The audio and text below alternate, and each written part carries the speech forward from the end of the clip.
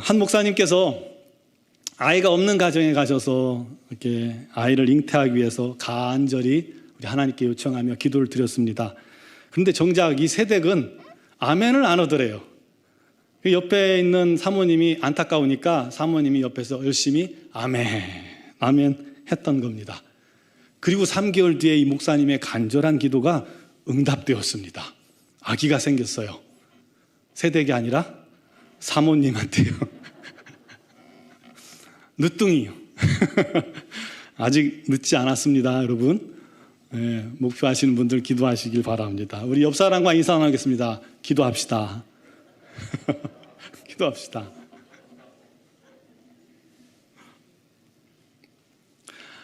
인도가 영국의 식민지였을 당시 인도에 온 영국 관리들이 시간을 보내기 위해서 골프들을 많이 쳤다고 합니다. 그런데 골프공이 필드에 이렇게 떨어진 순간 어디서 나타났는지 이 원숭이 떼들이 훅 나타나서 공을 잡아 도망을 치는 거예요.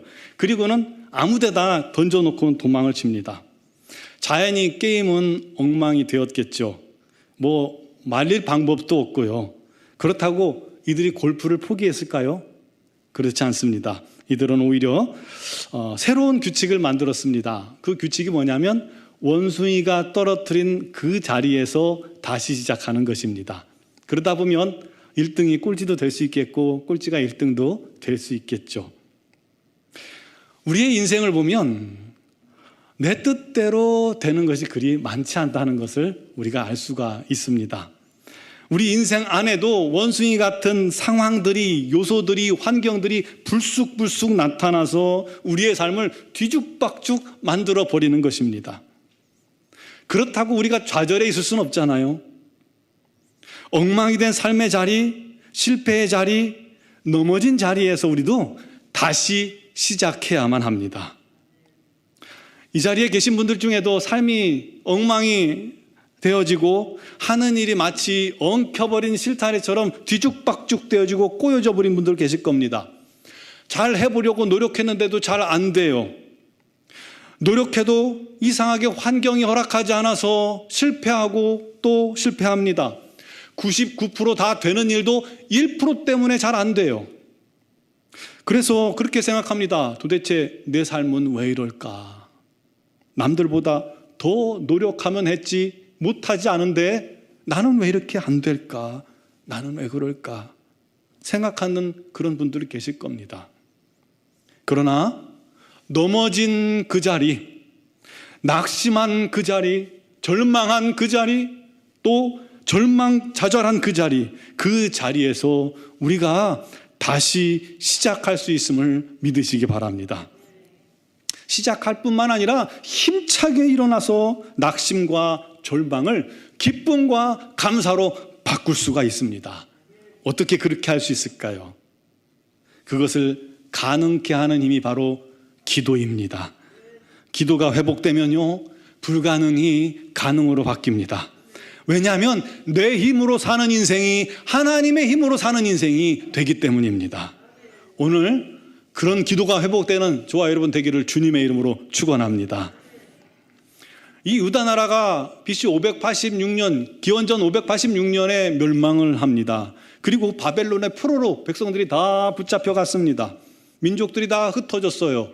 그리고 세월이 흘러서 이 바벨론이 무너지고 페르시아, 마사국이 세워지고 고레스 왕 때 1차 귀환이 있게 됩니다.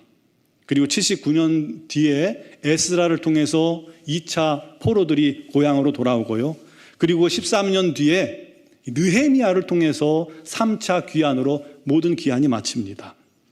목적은 무너진 성전을 재건하고 성벽을 재건하고 이스라엘의 영적 부흥과 이스라엘의 재건, 그것이었죠. 당시 느헤미야는 아닥사스다 왕의 술 맡은 관원이었습니다. 왕에게 술 올리는 사람입니다.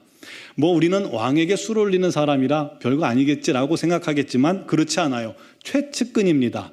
술뿐만 아니라 왕의 음식도 주관하고요. 때로는 왕의 경호까지 그렇게 관리하는 그런 자리입니다. 아주 고위 관리였죠.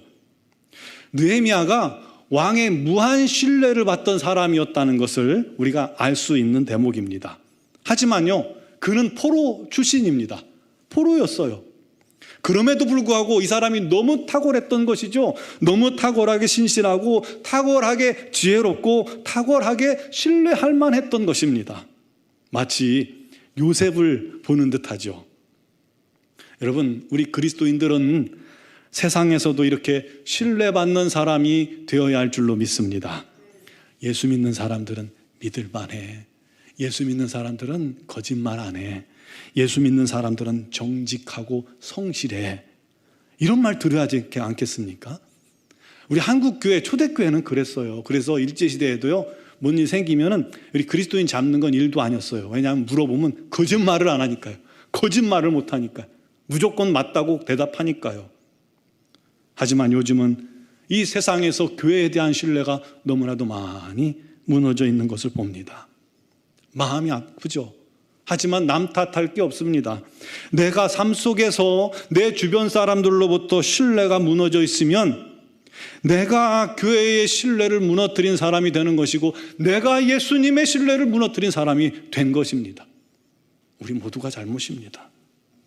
반대로 우리가 잘하면, 나 하나 사람이 잘하면 한 사람이 뭔 큰 일을 하겠는가라고 생각하겠지만 그렇지 않습니다. 나 하나 잘하면 무너진 것을 다시 우리 하나님께서 세워주시는 줄 믿으시기 바랍니다. 청문회를 보면 참 장관 청문회도 자격이 없는 사람들이 많더라고요. 그런데 지난번에 보니까 그 청문회에서 야당조차도 이 사람은 참 좋은 인명이다라고 하면서 찬성하고 칭찬하는 인물들이 있더라고요. 여러분, 그리스도인들이 바로 그런 사람이 되어야 합니다. 어디서든 인정받고 좋은 선한 영향력을 끼치는 그런 사람이 되길 바랍니다. 그래야 우리가 예수의 증인이 될 수 있지 않겠습니까? 느헤미야가 바로 그런 인물이었던 겁니다. 어느 날 느헤미야의 동생이 예루살렘 고국을 방문하고 돌아와서 고국 소식을 전해줬는데 이 남은 민족들이 여전히 큰 환난을 당하고 있고 능욕을 받고 있고 예루살렘 성은 여전히 무너져 있고 그 성문은 불탔다는 거예요. 140년 전에 함락이 됐거든요. 그런데 여전히 아직도 온전한 회복이 이루어지지 않은 겁니다. 여전히 주변 부족들로부터 침략을 당하고 여전히 고통을 겪고 있는 거예요. 이 나라 일은 서름이죠. 성벽 하나 없으니 여전히 백성들이 고통당하고 있습니다. 여러분, 우리도 그 고통을 너무나도 잘 알고 있잖아요. 하나님께서 선택하여 세우신 민족이라 할지라도 우리 하나님을 외면하고 우상 숭배하고 회개치 않고 하나님을 떠나 돌이키지 않는다면 그 나라는 실패할 수밖에 없는 겁니다. 그 나라는 망할 수밖에 없는 거예요. 하나님을 떠나 죄 가운데 거하면서 우리 하나님 뜻대로 행하지 않으면 그 인생의 공든탑 무너질 수밖에 없는 겁니다.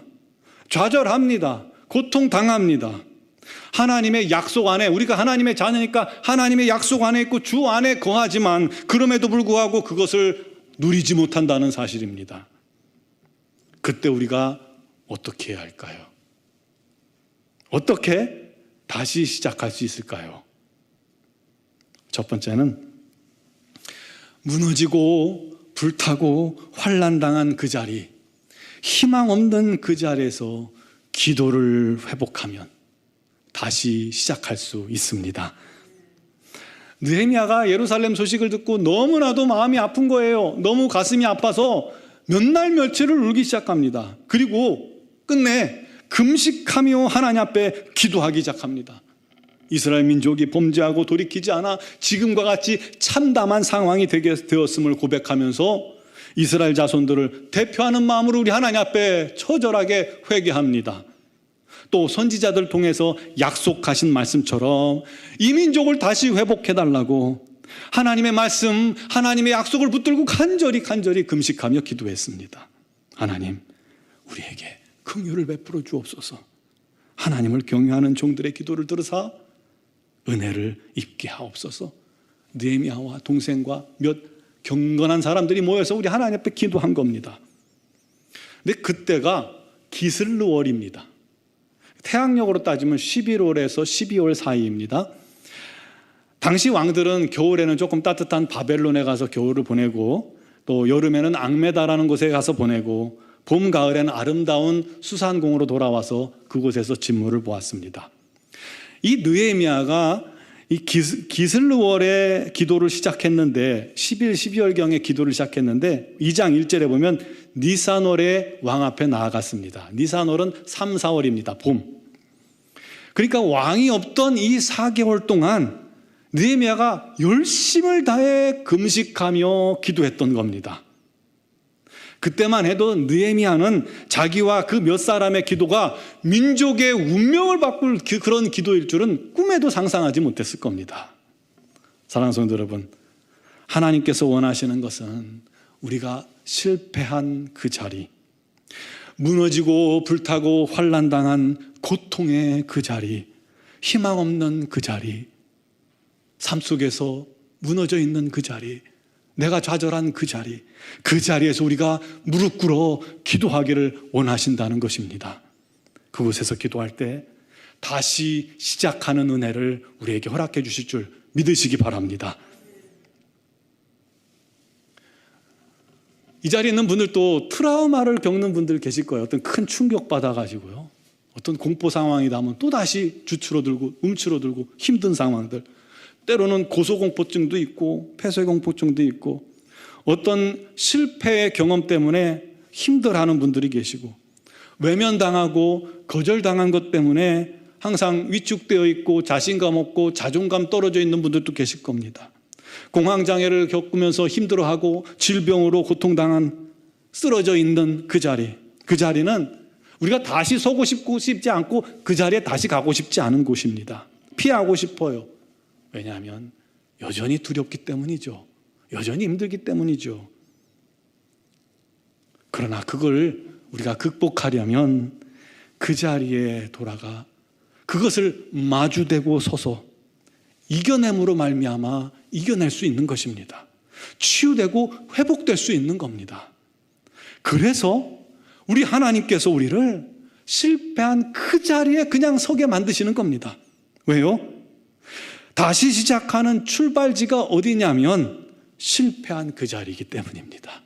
그 자리에서 우리가 무릎 꿇어 우리 하나님 앞에 기도하기 시작하면 우리 하나님께서 그 손을 붙잡아 일으키시고 다시 시작하게 해주실 줄 믿으시기 바랍니다. 여러분, 기도하면 이깁니다. 기도하면 하나님께서 이기게 하실 줄 믿으시기 바랍니다. 두 번째로, 기도했다면 우리를 좌절케 만들고 넘어지게 만든 불가능을, 우리 앞에 있는 그 불가능을 믿음으로 부딪혀야 합니다. 왕이 수산궁으로 돌아와서 이제 느헤미야가 왕 앞에 포도주를 올립니다. 그런데 이 느헤미야의 얼굴에 수심이 가득한 거예요. 그동안 금식하며 기도한 게 있기 때문에 더 그렇죠. 그러자 그 얼굴을 본 왕이 묻습니다. 너 왜 그러냐? 너 얼굴이 왜 그러냐? 아무리 믿는 사람이라 할지라도 자기 생명을, 이게 생명과 직결된 사람이라 아무래도 이게 낯빛이 읽혀지겠죠. 그 소리를 들은 느헤미야가 크게 두려웠습니다. 왕 앞에서 근심하는 것은 불충이에요. 수심이 가득한 것은 불충이에요. 왕을 분노케 할 수 있는 상황입니다. 게다가 지금 왕 앞에 그동안 기도하고 준비한 것이 있었어요. 예루살렘 성벽의 재건을 왕 앞에 건의할 목적으로 그렇게 마음 먹고 있는데, 이게 왕이 먼저 물어보니까 두려운 거예요. 잘못될까 봐. 특히 이 아닥사스다 왕은 과거에 성전 재건을, 또 성벽 재건을 중단시켰던 왕이거든요. 뇌물을 바꿔요. 유다 민족을 실패하게 만들고 좌절시키게 한 그런 당사자입니다. 그래서 두려웠던 겁니다. 그래서 더 기도로 준비했던 겁니다. 에스라가 죽으면 죽으리라 하고 왕 앞에 나아간 것처럼 지금 느헤미야도 바로 그 심정으로 죽으면 죽으리라는 마음으로 왕 앞에 선 것입니다. 그리고 왕이 물으니 대답해야죠. 담대하게 대답합니다. 내 조상들의 묘실이 있는 성읍이 아직까지 황폐하고 성문이 불탔는데 내가 어찌 수심이 없겠나이까. 그런데요, 그 순간 우리 하나님께서 역사하셨습니다. 그때 갑자기 왕이요, 그 소리 듣고 화가 불 나서 뭐? 이 포로 주제에? 라고 생각했다면 그건 끝나는 거였어요. 모든 게 수포로 돌아가겠죠. 잘못하면 관직도 다 빼앗길 것이고 쫓겨날 수 있습니다. 그런데 반대로 우리 하나님께서 그 왕의 마음을 만져주신 것입니다. 그래서 왕이 선한 마음으로 느헤미야에게 묻습니다. 그러면 네가 무엇을 원하느냐? 놀라운 말이죠. 140년간 막혀있던 문이 믿음으로 부딪혔더니 지금 열리기 시작하고 있습니다. 하나님께서 상대의 마음을 바꿔주신 것입니다. 여러분, 야곱이 20년 만에 하란에서 고향으로 돌아옵니다. 그런데 고향으로 돌아오는 길목에 형 예서가 20년 동안 군사 400명을 준비하면서 야곱을 기다리고 있었어요. 죽이려고요. 원수 같은 마음으로요. 그걸 아는 야곱이 더 이상 진행하지 못하고 그날 밤에 야복강가에서 밤새 하나님 앞에 기도했지 않습니까? 그때 우리 하나님께서 형 에서의 마음을 만져주셨습니다. 동생을 죽이려던 마음을 바꾸셔서 두 사람은 오히려 눈물로 끌어안고 울며 불며 재회를 하게 됩니다. 20년 원수된 것 한순간에 우리 하나님 앞에 무릎 꿇어 기도하니까 한순간에 무너진 것입니다. 그것도 하나님께서 하신 것입니다. 그것처럼 하나님께서 이 아닥사스다 왕의 마음을 주장하사 네가 무엇을 원하느냐 하고 묻게 만들어 주신 겁니다. 그 순간 느헤미야가 뭘 했습니까? 마치 활용 정점을 찍듯이 하나님 앞에 그 순간 묵도했다고 기록합니다. 기도한 거예요. 주여 도우소서 라고 기도했겠죠. 주여. 짧지만 지난 4개월의 금식 기도가 완전히 함축된 간절한 기도였던 거죠. 여러분, 기도하는 사람들은요, 주여 이 한마디에도 놀라운 능력이 있음을 믿으시기 바랍니다. 이게 함축된 기도입니다. 그 기도로 말미암아 우리 하나님의 놀라운 역사가 나타납니다. 역사를 바꾼 느헤미야의 말이 5절에 기록됩니다. 뭐라고 말했냐면 왕이 만일 좋게 여기시고 종이 왕의 목전에서 은혜를 얻어 싸우면 나를 유다 땅 나의 조상들 묘실 있는 성읍에 보내어 그 성을 건축하게 하옵소서. 제가 이 말을 시간 타이머를 놓고 천천히 읽어봤더니 15초 걸려요. 바로 이 15초를 위해서 지난 4개월을 그렇게 기도하고 준비하고 또 준비했던 것입니다. 그 기도에 하나님께서 어찌 응답지 않으시겠습니까? 좌절하고 낙심했던 이스라엘 백성들이 마지막으로 포로 생활의 종지부를 찍고 고향으로 돌아가 다시 시작하는 은혜를 누리게 되었습니다. 사랑하는 성도 여러분, 다시 시작하게 하는 힘은 기도입니다. 기도밖에 없어요. 기도 외에는 이런 유가 나갈 수가 없습니다. 다시 시작하기를 원하십니까? 그렇다면 기도하십시오. 기도만이 유일한 길입니다. 엘리엇 선교사라는 분이요, 남미의 키치와 인디언 전도를 위해서 그 지역에서 선교회관을 건축하고 있었습니다. 선교센터죠. 회관 안에는 인디언들을 위한 병원이 있었고 학교가 있었고 또 선교를 위한 필수 시설들이 있었습니다. 엘리엇 선교사가 1년을 넘게 모든 노력을 다 쏟아부어서 이제 완성 단계에 이르렀습니다. 그런데 어느 날 갑자기 그 지역에 큰 홍수가 나버린 거예요. 그리고 너무 기가 막히게도 그동안 지었던 그 건물이 떠내려가 버렸습니다. 아무것도 남지 않았어요. 엘리엇이 얼마나 낙심하고 좌절했겠습니까? 그런데요, 나중에 이분이 사랑하는 사람에게 이런 편지를 보냈습니다. 나는 그날 아침 나의 모든 수고와 땀과 기도가 들어있는 선교회관을 휩쓸어가는 홍수 속에서 하나님의 세미한 음성을 들었습니다. 나는 아직도 너의 하나님이다. 지금도 너는 나를 신뢰할 수 있느냐? 비록 나의 수고는 물거품이 되었습니다. 하지만 하나님께서 다시 시작하실 줄 믿습니다. 여러분, 그렇죠? 인간의 수고와 노력은 언제나 물거품으로 끝납니다. 그러나 우리 하나님의 노력과 우리 하나님의 수고는 결단코 무너지지 않습니다. 실패하지 않습니다. 하나님이 세우시면 든든히 세워지는 겁니다. 그러므로 우리가 실패한 그 자리, 내 힘으로 섰다가 실패한 그 자리는 하나님께서 다시 일으키실 기회의 자리입니다. 하나님께서 다시 시작하게 하실 기회의 자리입니다. 그 자리에서 우리가 기도하기 시작하고 우리를 좌절케 했던 벽을 향해서 믿음의 기도로 부딪히면 하나님께서 반드시 그곳에서 우리를 다시 일으켜 주실 것입니다. 우리의 손을 붙잡아 일으켜 세워 주실 것입니다. 우리 하나님께서 우리의 발을 붙잡아 주실 것입니다. 무너지지 않는 삶을 세워 주실 것입니다. 요나는요, 그가 실패했던 물고기 뱃속에서 눈물로 회개했을 때 우리 하나님께서 그를 다시 시작하게 하셔서 아수르라는 거대 제국의 수도 니느웨를 변화시키는 놀라운 하나님의 도구가 되었습니다. 베드로도요, 주님을 3번이나 부인했어요. 맹세까지 하면서 저주까지 하면서 부인한 그 실패의 자리에 우리 주님께서, 부활하신 주님께서 찾아와 주셨고 그를 만나 주셨고 그를 다시 일으켜 주셨습니다. 초대교회에 없어서는 안 될 귀한 하나님의 사도가 되지 않았습니까?